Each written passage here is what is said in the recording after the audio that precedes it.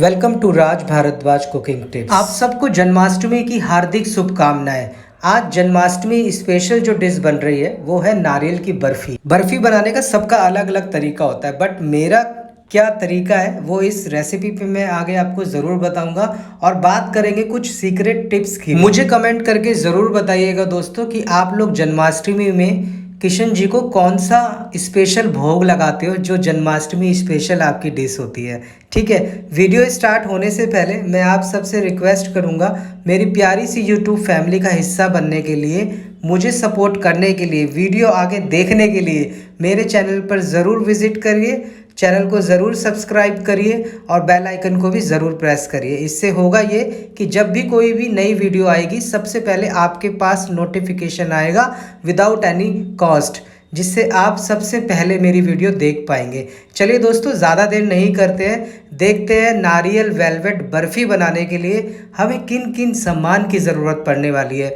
और अगर देखा जाए ना दोस्तों, ये सब सामान बहुत ही ज़्यादा कम है किसी भी बर्फ़ी को बनाने के लिए, है ना। और नारियल की बर्फ़ी तो वैसे भी बहुत ही टेस्टी और कम सामान में बन जाती है। यहाँ मैंने लिया है सूखा नारियल। आपने देखा होगा मार्केट में सूखा नारियल बहुत इजीली मिल जाता है। सूखा नारियल जो होता है ना, सबसे ज़्यादा प्रॉब्लम करता है उसको छीलने में, है ना। नारियल की बर्फ़ी बनाने के लिए ना हमें उसका वाइट पार्ट चाहिए होता है, राइट दोस्तों। हम उसका जो ऊपर का कवर होता है उसको निकाल देते हैं, ठीक है। बट यहाँ पर देखना दोस्तों कि मैं आपको सबसे आसान तरीका बताऊंगा कि इसको हम किस तरीके से छीलेंगे और कितनी जल्दी छीलेंगे।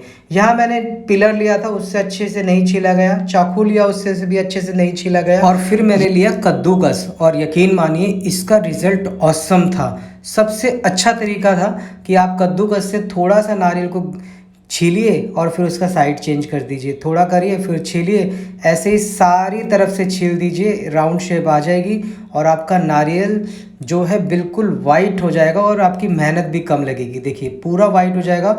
इसी तरीके से मैंने सारे नारियल को छीला था और मैं आपको बताना चाहूँगा बहुत अच्छा रिजल्ट था। जब भी आपको नारियल छीलना हो, उसका ब्लैक पार्ट निकालना हो, तो कद्दूकस का ही प्रयोग करेगा, बहुत अच्छा रिजल्ट मिलेगा। बाकी ये जो पार्ट बच जाता है आप इसको यूज़ कर सकते हो, इसको फेंकना नहीं है दोस्तों। कभी भी आप हलवा बनाते हो या खीर बनाते हो तो उस पर डाल सकते हो, इसका रिजल्ट बहुत अच्छा मिलता है।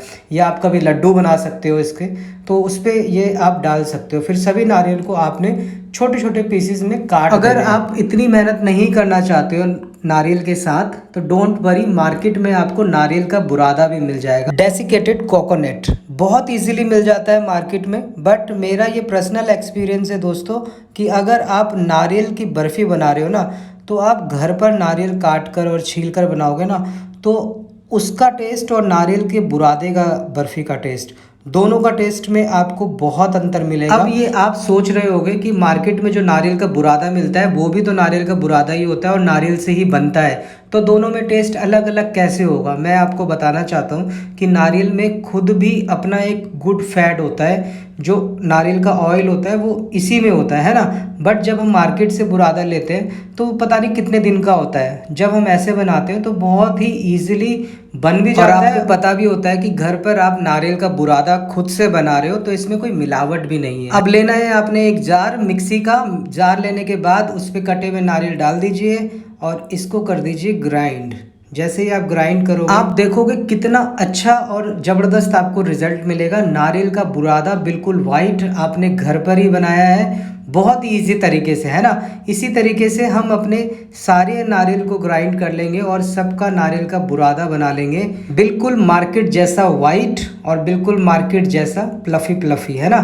ये नारियल का बुरादा मैंने घर पर ही बनाया है और बहुत ही अच्छा था, बहुत ही फ्रेश था, सबसे बड़ी बात। चलिए अब लेना है आपने एक ट्रे।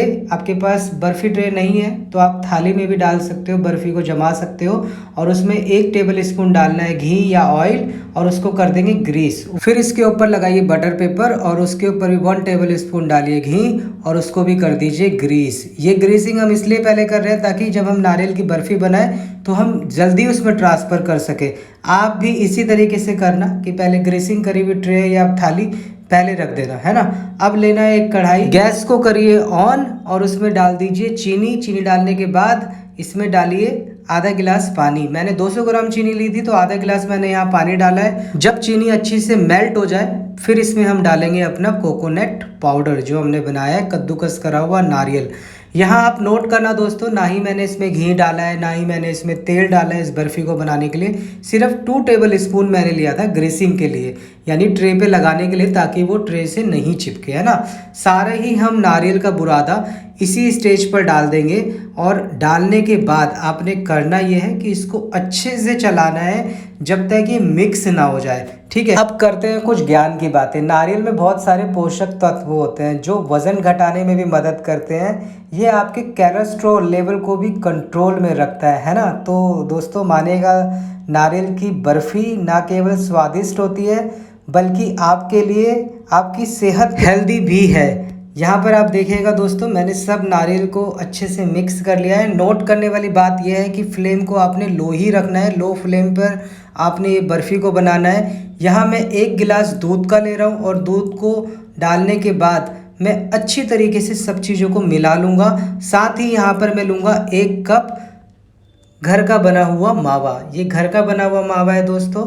अगर आपको इसकी रेसिपी चाहिए तो मुझे ज़रूर कमेंट करना, क्योंकि आप सब जानते हो जो घर पर चीज़ें बनी होती है ना, वो फ्रेश भी होती है और आपको पता होता है आपने वो कैसे बनाई है और उसमें क्या क्या डाला है। वैसे तो नारियल की बर्फ़ी बिना मावे के भी बन जाती है। अब क्योंकि ये जन्माष्टमी स्पेशल बन रहा है, यानी कृष्ण जी की भोग के लिए बन रहा है, तो इसमें मावा डालना तो लाजमी है। ये मावा मैंने घर पर ही बनाया था, स्पेशली बर्फ़ी के लिए ही, नारियल की बर्फ़ी के लिए। अगर मैं पर्सनली व्यू दूँ आपको तो मैं ज़रूर बोलूँगा दोस्तों, कोई भी मिठाई ना बिना मावे के अधूरी है, ठीक है। इस स्टेज पर मैं डाल जो है इस रेसिपी का सीक्रेट टिप्स, यानी रोज़ एसेंस। रोज़ एसेंस नारियल की बर्फ़ी में जब आप डालते हो तो बहुत अच्छा टेस्ट आता है, बहुत अच्छी फ्रेग्रेंस आती है। बर्फ़ी को जमाने का सही तरीका और बर्फ़ी किस स्टेज पर आकर जमाने लायक हो जाती है मैं आपको बताता हूँ दोस्तों। जब आपका बर्फ़ी का बैटर आपकी करछी में चिपकता नहीं है ना, तो वो जमने लायक हो जाती है। देखो मैंने जैसे ही उठाया वो नीचे गिर रहा है, आपने देखा होगा। मैं जैसे ही उठा रहा हूँ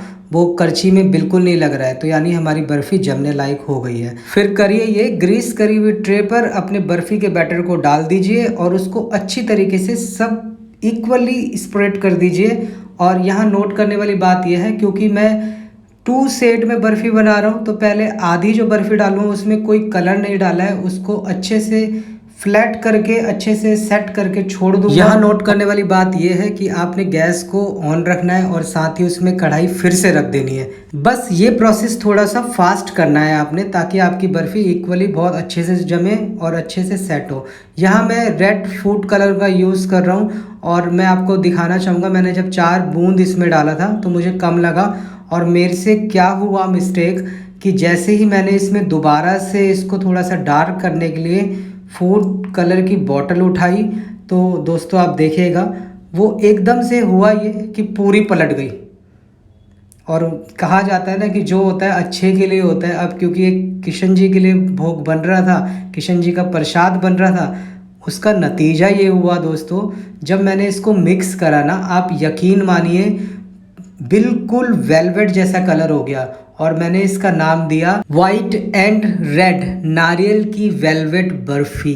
आप यकीन मानिए दोस्तों, जो होता है अच्छे के लिए होता है। और क्योंकि ये कृष्ण जी के भोग के लिए बन रहा था नारियल की बर्फ़ी जन्माष्टमी स्पेशल, तो वो गलत हो ही नहीं सकती। मुझे इतना ट्रस्ट है और इतना बिलीव भी है, ठीक है। फिर मैंने इसको उसी के ऊपर स्प्रेड कर दिया। आपने देखा मैंने पूरी लेयर एक और बना दी थी उसके ऊपर। और फिर करना ये है, आप स्पैचुला की हेल्प से या किसी स्पून की हेल्प से आपने इसको टैप करना है और इसको हल्के हाथ से प्रेस करना है और इसको दबाना है, ठीक है। जब ऐसा हो जाए तो कम से कम ना दोस्तों, अगर आपको इसका अच्छा रिजल्ट चाहिए तो 8 से 10 घंटे के लिए ना आप इसको छोड़ देना रूम टेम्परेचर में आने के लिए। बट मेरे पास ज़्यादा टाइम नहीं था और मैं सिर्फ इसको 2 घंटे बाद का आपको रिजल्ट दिखा रहा हूँ और 2 घंटे बाद भी बहुत अच्छा रिजल्ट था। चॉपिंग बोर्ड या प्लेटफॉर्म पर रखिए बटर पेपर, उसको बिछाने के बाद ट्रे को कर दीजिए उल्टा और हल्के हाथ से इस पर टैप करिए और आपकी बर्फ़ी